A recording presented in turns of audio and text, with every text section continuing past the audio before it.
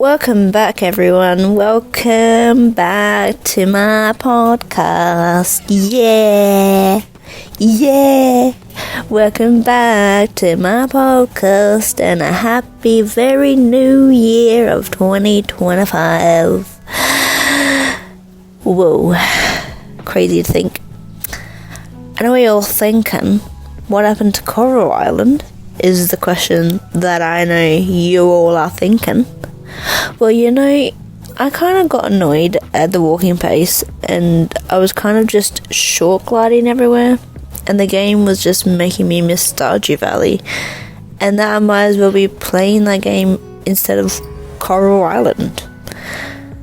I know, I wanted to see the end of that game, but Coral Island felt a little too much like Stardew, like it was a copycat. And although I really enjoy the tropical element of it, it was very reminiscent of Stardew, and I love that game so much. While we are on the topic, I've been playing Luma Island, and that game comes like second best after Stardew. And no, it's not quite the same as Stardew. It has other elements that gives it that edge of it not being a copycat. You get Luma pets that find treasure for you. There's different parts of the map that you can open up by collecting materials for various objects around town. The different parts of the map are different biomes. In fact, it's not even part of the main map. Each biome has its own map. There's snow biome, jungle biome. Within each biome, there's dungeons that come with a chance at getting another Luma. So, it's quite different to Stardew Valley, and I think that's why I won't be playing Coral Island anymore on my YouTube channel. Because, Luma is just same, but, a little different. But no, you guys get to watch me play Palworld, the controversial game that is almost the same as Pokemon. But do you know what else is similar to Pokemon? Digimon. When that show came out, my first reaction was like, what is this copycat of a show? I actually didn't watch Digimon because I love Pokemon so much that I didn't want to support its copycat. Like, the name is similar, and they just changed the first half of the word to Digi. I thought the main Digimon looked too similar to Charmander, and I thought, no, not today. Not ever, sir. You see what I've done here? I won't play Coral Island because it's a copycat of Stardew. I won't watch Digimon because it's too similar to Pokemon. And yet, here I am, playing Palworld, which is a copycat of Pokemon. This is what we call contradicting. But maybe seeing as I'm playing Palworld, maybe I'll watch Digimon and talk about it on an episode of my podcast. In fact, Digimon came from Tamagotchis to appeal to the male audience, as Tamagotchis was marketed towards a female audience, and I guess they wanted to expand their brand by creating a show out of it. However, if they say that Digimon is a spin-off of Tamagotchis, then why are the monsters very similar to Pokemon? The monsters that are on the Tamagotchis are very different to the monsters in Digimon, so why not just pull the monsters straight from the toy and whack it into a kids show? There's this controversy with Palworld where they've made the Pals look very similar to Pokemon, but have you guys compared the monsters in Digimon to Pokemon? Similar situation. Apparently the controversy wasn't even to do with similar looking monsters / pals, but it was to do with the throwing mechanic and catching pals. It was like throwing the ball to a pal to be a catcher, or similar to Pokemon. Like, that whole mechanic is just too similar, so that's I guess what who's the owner of Pokemon? I don't know. The owner of Pokemon were outraged by that, actually, and less so about what the characters / monsters look like. But anywho's, we move on with the podcast to a completely different segment. That has nothing to do with Palworld, Pokemon, Digimon, none of that. None of that. In fact, it is about an audiobook that I started. Audiobook? That's not the right word. Audio drama is what I was listening to. And I got halfway and thought, nah. So I've been listening to We're Alive podcast drama series. I started listening to Scout's Honor because that's the most recent podcast season in the series. But little did I know that We're Alive is an entire series that I think is a trilogy that has different seasons, such as a story of survival, which is the very first season to start off with listening, to which has several chapters that are cut into parts of 3 episodes. So altogether there is 143 episodes to listen to. The next season in the trilogy is called Lockdown, and the last season is called Gold Rush. So all up, there's 160 episodes to listen to. Then there are sequels like The Descendants and spin-offs like Scout's Honor. And Scout's Honor just so happens to be the last part of We're Alive World series, I think. And I gotta be honest, despite listening to half of Scout's Honor, I don't really have a clear understanding of what is actually happening. I know people are turning into, zombies, and the children have to face killing their own friends who have turned into them. And I gotta be honest, despite listening to half of Scout's Honor, I don't really have a clear understanding of what is actually happening. I know people are turning into zombies, and the children have to face killing their own friends who have turned, and use their scout knowledge to help themselves and help their friends who are remaining to survive, like the school campers. They've got to help their campers to survive. But that is the whole premise of the whole podcast. Sometimes I feel like once I listen or watch something that has zombies in it, it's like I've seen every zombie show, movie, or audio drama. I've watched the gamers play The Walking Dead, and I felt as though I didn't need to watch the TV series The Walking Dead, because the storyline is zombies and how people survive. Then again, I also watched gamers play The Last of Us, and I watched the Netflix series Season 1, and I'm very much looking forward to the next season. I think the reason why I like that is because it's a Netflix adaptation and not just in the same universe using completely different characters. So they started off the series with episode 1 being near exact to the actual start of The Last of Us game, which some people didn't like, but I thought it was very awesome. But as the season went by, they stopped doing frame-by-frame comparison to the game, but they really kept with the main story, which is the same as the game, plus some extra bits for a little backstory and lore of the world.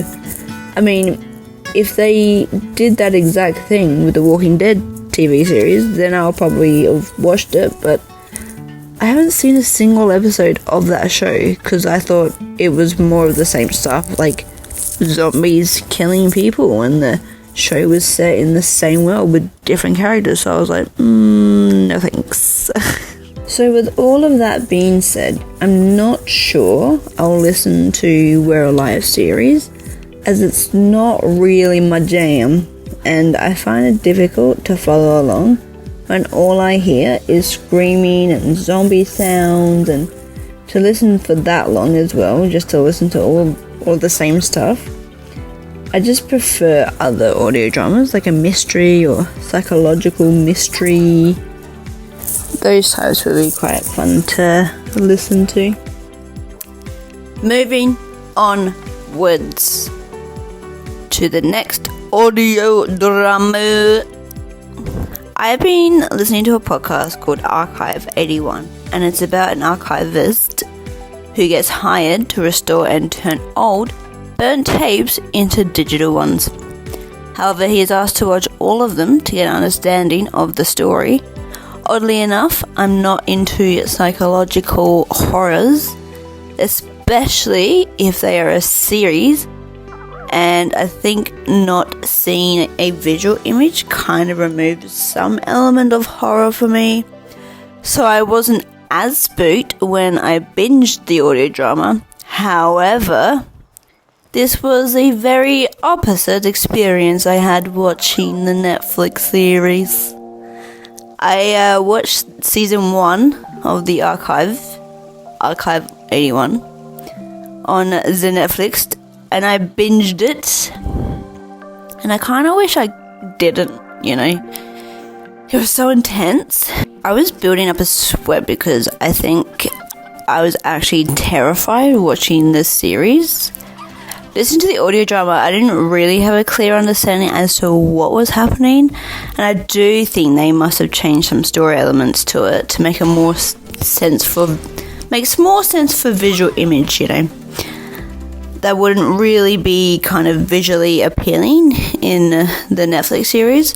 From what I took from the audio drama was Dan basically just watching the tapes from Melody and getting phone interruptions from Davenport every so often, and he calls his friend Mark to help suss out the place.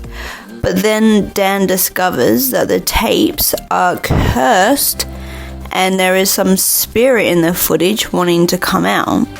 That's what I understood what was happening in the audio drama.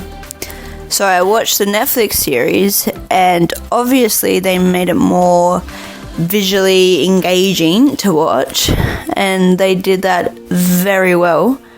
So what the show is about is, basically, like I said, is like Dan is an archivist, and he's, turning all these found footages into digital videos that were filmed from Melody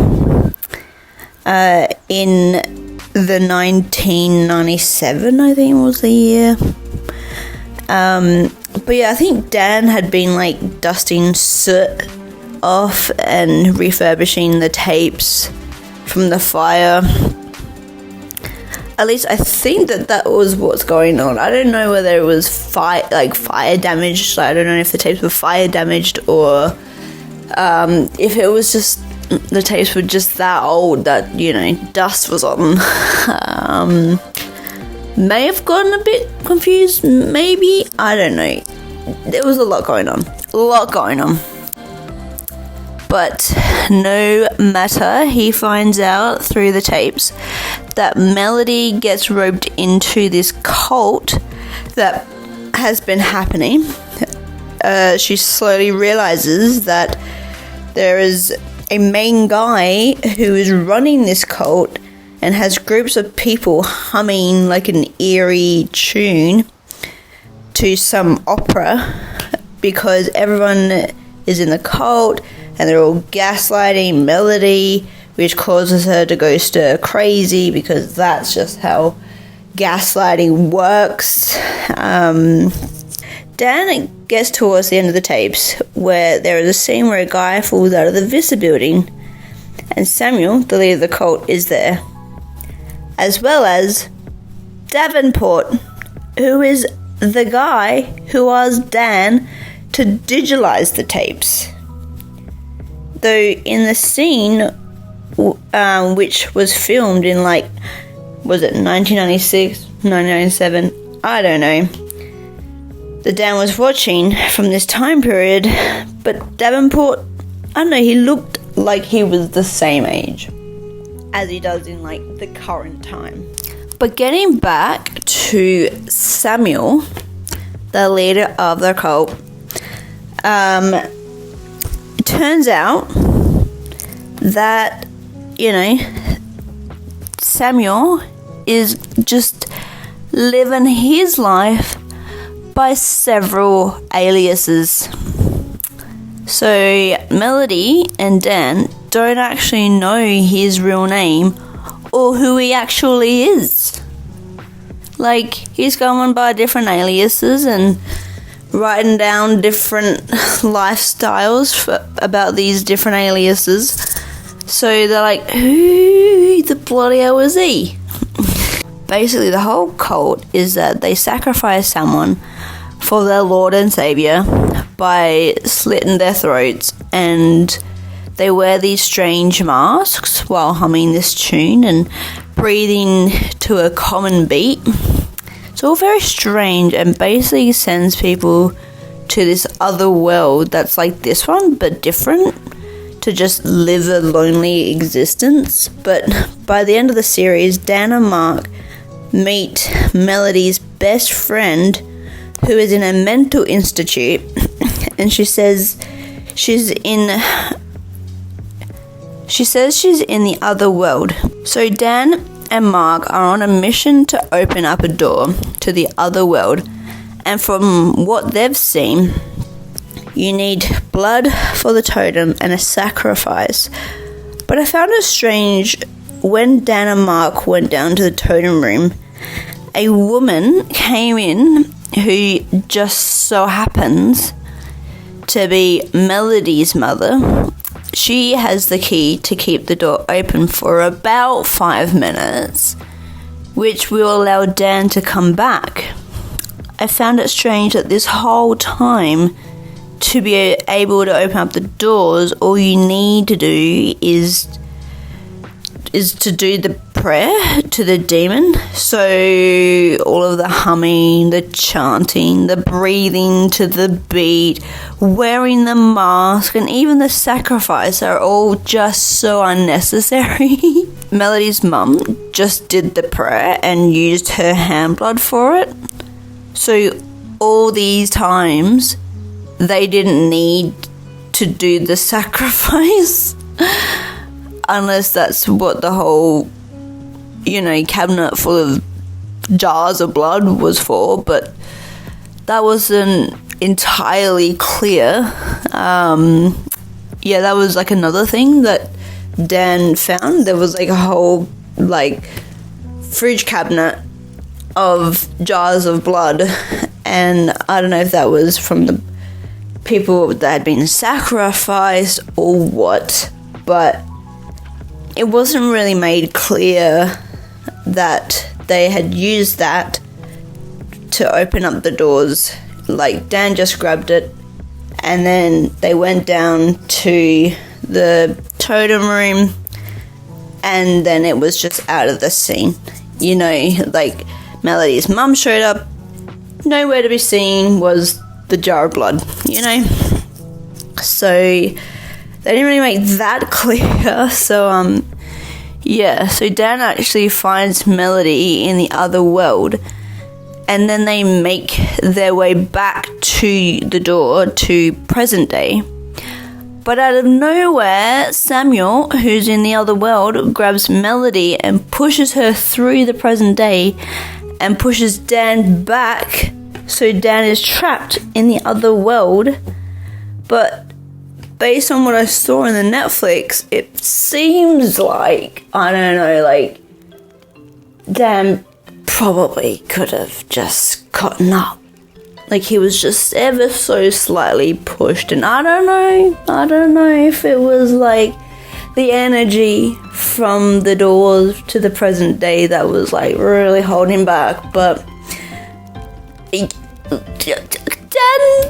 was just on his bottom. He could have just gotten up and ran through, you know what I mean?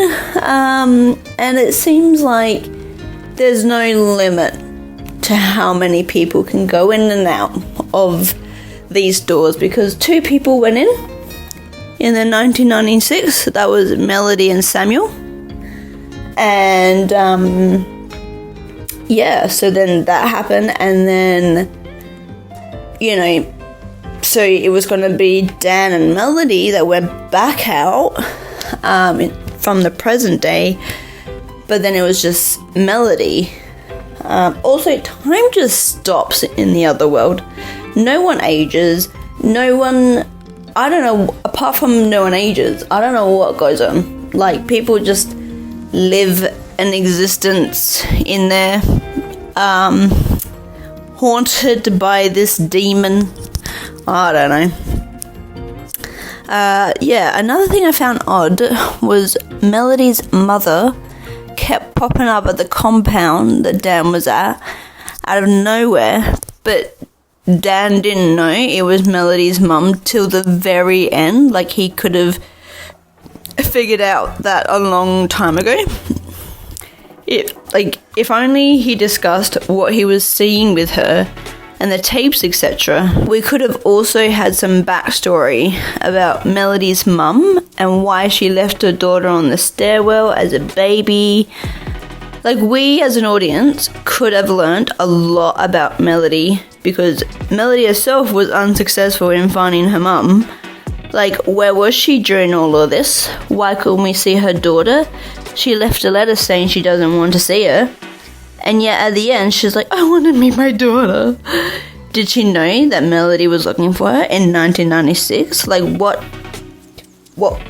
stopped her from seeing her at that time? So many questions that I fear I will not be answered in the season 2 of the audio drama. I need answers, please. Thank you. There was a scene where Melody was in her apartment room and she had all packed up her stuff into suitcases and stuff like that, and before she left her room she was telling herself, she's not here, she's not here, she's not here. I think referring to her mum, because I think somehow, some way she found out that her mum wasn't ever in the Vissa. She never lived in the Vissa. She's actually just somewhere else, and she's looking in the wrong place. So she was telling herself, she's not here. She's not here. Just someone, Samuel probably, had told her that her mum did live here, did live in the Vissa, and probably got caught up in the fire and maybe interviewing some of the apartment dwellers. I don't know, I keep saying dwellers, but apartment people, to see if they know anything about her mum. Was her little project she was given. But I just noticed that when she was just saying she's not here, she's not here, she's not here. Confirming to herself, what the hell is she doing here to begin with? At the end, there's a lot of kind of telling, not showing situation going on, and is it called exposition? Is that what that's called? Basically, Davenport tells Dan that the reason why he's in that scene that Melody saw of the guy falling out of the Vissa is because Davenport is Samuel's brother. So then, that's why. But then Dan is also oh, well, because you're his brother, you must have known what were on the tapes. Still, Davenport gaslights Dan, and he's like, no, I've had no idea. I don't know. That's why I got you to play the tapes, because I have zero clue as to what are on them. Which is, a total lie, because in the audio drama, I think Davenport actually gets, asks Melody to film the like her day life in the Vista or whatever, and yeah, like unknowingly that this was what was going to happen. But I think like Melody being in the Vista was all orchestrated anyway, because I think Samuel had written a letter that he wrote to her as like a professor or something, saying that like maybe her mum was going to be in the Vista or something, like she was going to be able to find her mum in the Vista or something. I don't know. But yeah, I think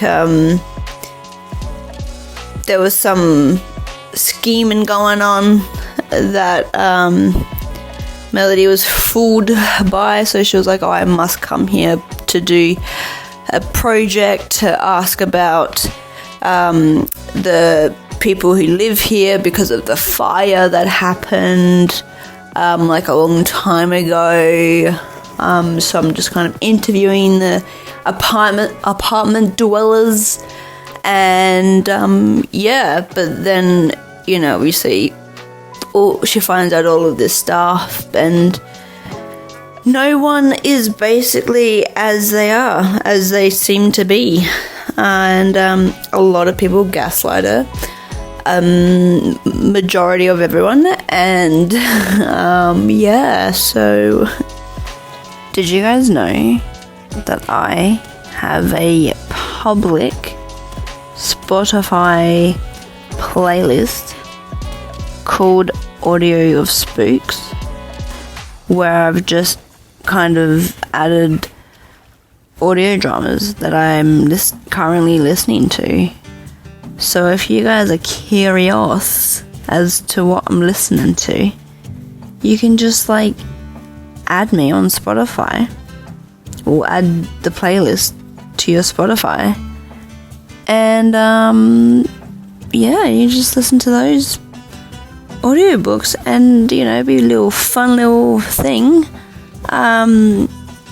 Like if you guys wanted to listen to the things that I'm listening to, and we can have like an audio drama club. How there's like book clubs, have like an audio drama non-book club. But yeah, so if you want to add my Spotify playlist, you can just it's called audio. It's called Audio of Spooks. Add it now. But what do you guys listen to? What I want to do with this series is listen to maybe like a couple of chapters at a time, or maybe seasons, and basically recap it at a time and tell you what my thoughts and opinions are along the way. I'm doing something similar with book series. I'll read like 2 or 3 chapters at a time, then sum them up and tell you guys how I'm enjoying it, or perhaps not enjoying it, and tell some bits I like. So basically I do a book review and an audio drama review is what I plan on doing for this podcast series, with a tiny bit of what games I'm currently playing in my personal time and what games I'm currently looking forward to on Steam. But let me know what you guys are reading, or if any of y'all listen to audio dramas, and if you do, what ones are y'all listening to? Leave it in the comments below and I'll read them out in the next podcast. But thanks for watching and listening to my podcast, and I'll see you guys in the next one. Okay, bye.